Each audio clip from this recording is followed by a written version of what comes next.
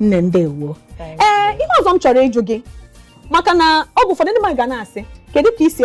na-egbu opi were ya na-eri nri onwe ihe ndị ọzọ ị na-emegasị na-eweta ego ka so ihe abụọ ọrụ ị na-arụ kwa ụbọchị kwa izu kwa ọnwa kwa arọ maka ama m na ndị na-ege ntị ga na-asị ha ka m ga-esi were na-egbuso opi wee na-eri nri yes before bido ịma na asị na m na-arụ ọrụ somewhere before so at least enwere some capital m ji wee bido mekwa some recordings and all that but don't be very professional now dị busy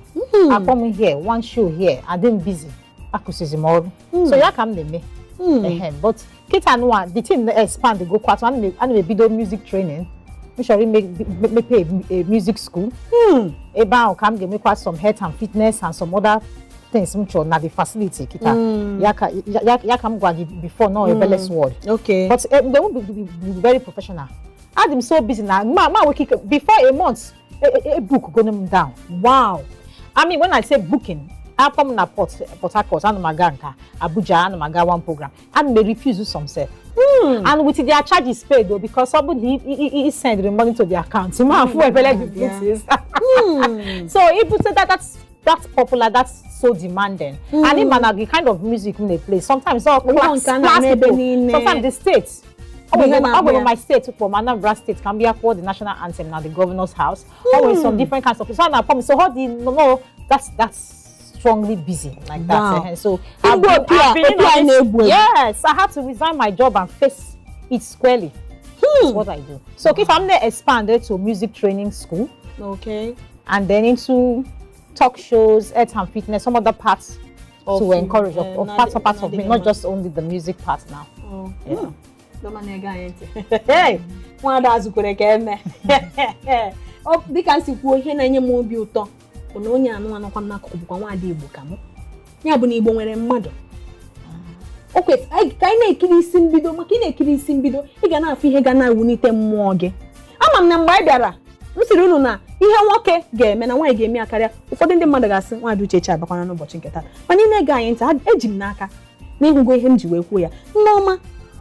achọrọ m ịma onwego mgbọsị ịnọkọtara jụọ onwe gị kedu ihe m ji wee je na-eme ha nke dị ọbụla sị enwego any regret n'ihe ị na-eme not at all because I'm ihe Chineke chọrọ ka m mee ihe passion is everything yes and passion all your gifts all mmụọ gị na-eweta ya agba mbọ ọ na-abịara onwe ya ihe ọrụ gị bụ na ị na-emezie ya ọfụma otu ọ ga-adị mma ndị mmadụ nabata ya I'm so many youths even go passion I happy ya see na this thing I'm work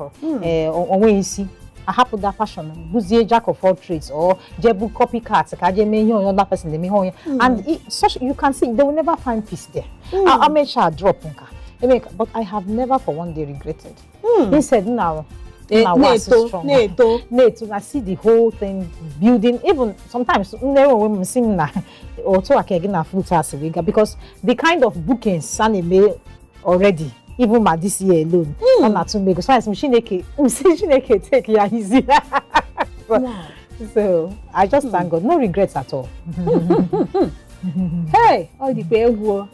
na mamu e ma bụrụ mgbe gbagasị ndị na-egbu opi ịma na-ewe ndị na-egbu opi mgbe ndị sọsọ ndị na-eso ndị echiri echichi eze na-abata mgbe ahụ popopopopopopo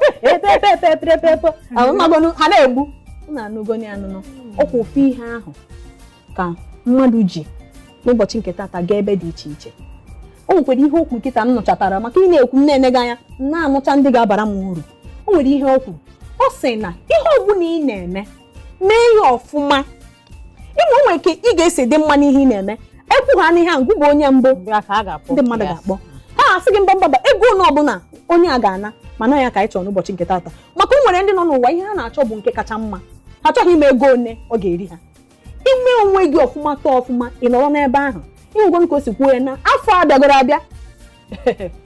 ihe odide kalenda ya ejugo ebe dị iche iche ọ ga-eje mee gịnị were opi ya na-akpa ndị mmadụ obi ụtọ chetakwa na anyị nọ n'oge aṅụrị n'isi mbido telivishọn